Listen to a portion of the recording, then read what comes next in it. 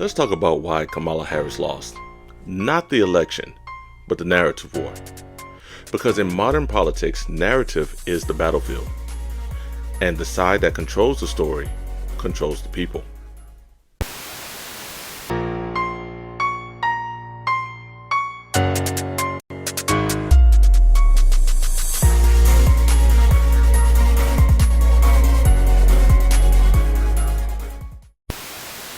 Before you win hearts, you have to understand who's shaping them. Kamala never defined her enemy, so her enemies defined her. Sir, do you believe that Vice President Kamala Harris is only on the ticket because she is a black woman? Well, I can say no. I think it's maybe a little bit different. So I've known her a long time indirectly, not directly very much. And she was always of Indian heritage, and she was only promoting Indian heritage. I didn't know she was black until a number of years ago when she happened to turn black, and now she wants to be known as black. So I don't know, is she Indian or is she black? She is always identified as a black woman. She went to a historically black college. I respect either one, but she obviously doesn't, because she was Indian all the way, and then all of a sudden she made a turn and she became a black person. Just to be clear, sir. The MAGA machine painted her as weak, inauthentic, and a diversity hire. Progressives saw her as too establishment. Moderates saw her as too cautious. And every day in the courtroom, I stood proudly before a judge and I said 5 words: Kamala Harris for the people. I accept your nomination to be President of the United States of America. In many ways, Donald Trump is an unserious man, but the consequences of putting Donald Trump back in the White House are extremely serious. One must ask, why exactly is it that they don't trust women? Well, we trust women. President Biden and I are working to end this war such that Israel is secure, the hostages are released, the suffering in Gaza ends, and the Palestinian people can realize their right to dignity, security, freedom, and self-determination. She could have reframed the entire fight. Imagine this: I'm not running for office, I'm prosecuting chaos. Instead, she ran as the heir to Biden's legacy, and with that, she inherited his fatigue. When you let the opposition write your story, you're already the villain. And I'm going to actually do something really unusual, and I'm going to invite you to attend one of Donald Trump's rallies, because it's a really interesting thing to watch. And what you will also notice is that people start leaving his rallies early out of exhaustion and boredom. People don't go to her rallies. There's no reason to go. And the people that do go, she's bussing them in and paying them to be there. And why don't you tell the 800,000 Polish Americans right here in Pennsylvania how quickly you would give up for the sake of favor and what you think is a friendship with what is known to be a dictator who would eat you for lunch. Why don't you ask her that question? Why don't you answer the question? Would you because veto? Under Roe v. Answer the Wade, question, would you veto? you could do abortions in the 7th month, the 8th month, the 9th month, not true. And probably after birth. In Springfield, they're eating the dogs, the people that came in. They're eating the cats. Framing is everything. It's not about what you say, it's how people interpret it. Kamala's campaign framed her as the continuation of progress. But to the public, it felt like another politician reading the teleprompter. Her true power was never her title. It was her archetype. She could have been the prosecutor of power, the woman who puts corruption on trial. Instead, she became a symbol with no story. And symbols without stories get swallowed by stronger myths. This is no time for incrementalism. We need to deal with the system. And there needs to be significant change in the design of the system so that we can support working people, so that we can fight for the dignity of people, so that we can make sure that all people have equal access to opportunity and to justice. And so we are prepared to do the hard work. You do the hard work every day. Part of our goal, and the goal that we collectively have, and it will be the work that needs to go into achieving that goal is going to be also around unifying the people of our country and unifying them around the real solutions. And I do believe that one of the best unifiers is to show working people how much they have in common, and to lift up working people, because that way we lift up the middle class of America, that way we lift up the strength of our country and get one step closer to the ideals that we say we hold so dear. So these are some of the things that we're focused on. And I promise you that Joe Biden, you know, one of the things that makes me so excited to be on this ticket with him is that he, to his core, is committed to labor and committed to working people. And obviously also the contrast between he and Donald Trump couldn't be more stark. I mean, we all watched Donald Trump use the power of the presidency. He deceived the American people. As Joe put it, it was a life and death betrayal of the American people. So we deserve a president who will arm us with the truth, keep us safe, and unite us around solutions in times of crisis. And we deserve a president who understands service and hard work like you do.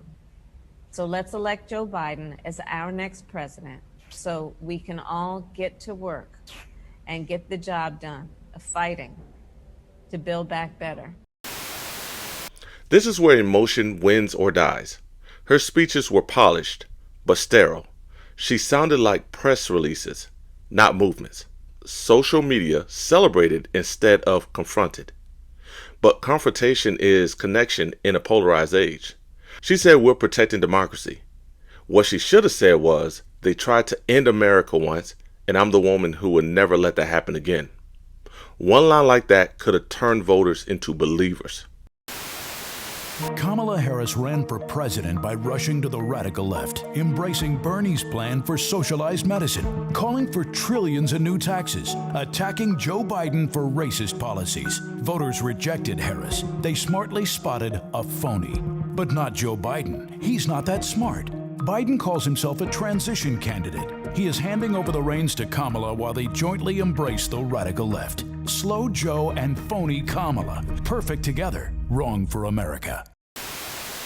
You know, to that point, Kamala Harris is someone who called law enforcement, you know, the equivalent to the KKK, and she said this publicly. ICE. And that's not a moderate law enforcement. Yes, that's not a moderate thing to say. And Joe Biden clearly has a pick that should raise red flags for the Democrat Party, because this just proves what the Trump campaign has been saying for months now, and that is the polls are wrong. Because if it were true that he was winning by over 10 points or that he had the black vote locked up, then this pick doesn't make sense. So we're confident in welcoming Kamala Harris to the race. We have a wonderful opportunity to contrast the Trump-Pence record with the now Biden-Harris ticket, and we're just really excited to get out there because our president has spent 4 years undoing the damage of 50 years of failed policy from Joe Biden.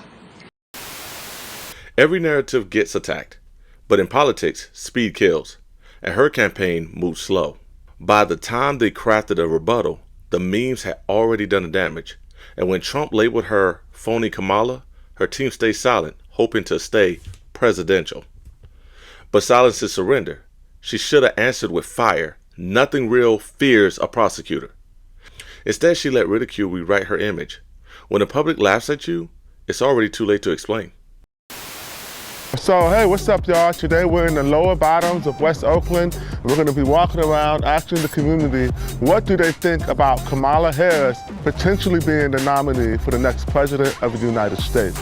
If you recall, Kamala is sort of from here, so let's go walk and talk to the neighbors to see what they think about Kamala Harris maybe being president of the United States.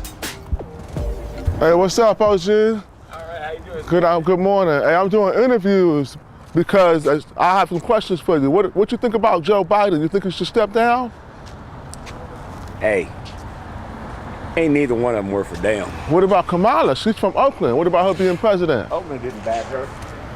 I feel you. Thank you, brother. What we're doing is we're interviewing people about Kamala. Kamala, okay. Kamala? Yeah, Kamala. Oh, I got her name on this whole time? Is it Kamala? Or Kamala. Kamala. I don't even know. That's bad. So, It would be something to look forward to for an African American woman being president. black women in charge. Yes. When she initially came out, I felt like there was a lot of smiling and not enough substance. She still got to the top, Well, you know? she had Willie Brown, and she had powerful people helping her, I think, from what I know. She'll make a great president, but I'm still behind. Joe Biden? Yeah. You don't think he should drop out? I don't think he should drop out. He just had one bad day at the debate. So you think they're overblowing it? Yeah. Biden, I love him to death. But when I seen that debate, it was like something ain't right. Do you think Biden should drop out? Hell yeah. Fuck yeah, this nigga about to get fucking what's saying more money. Nigga, about us. They ain't for us. No, none of them. None of them. They for themselves. Yeah, you know what? We need somebody in there that's for us. This nigga keep giving all our money to fucking Ukraine. Nigga. You said Ukraine? Yeah. Putting us in the middle of bullshit, we ain't got nothing to do. Yeah, they come together. We don't come Who's together. they? We separate. The higher people. Oh, the elite. You know, they stick together. They even if they don't like each other, they back to each other. We ain't gonna do that. You know? But we're not doing that. We're not doing that.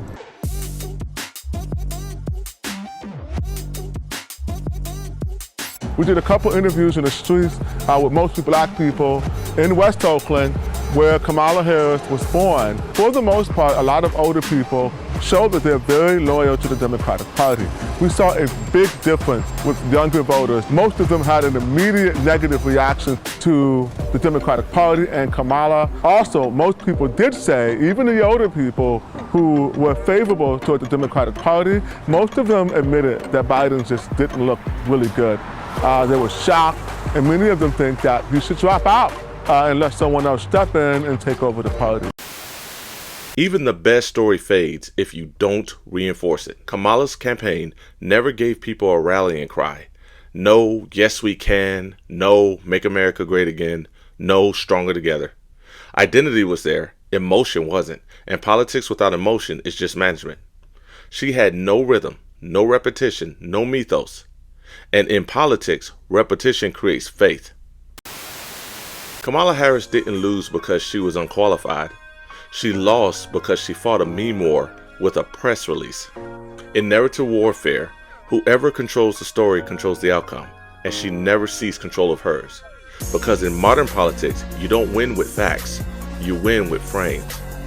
And she let hers be written by someone else.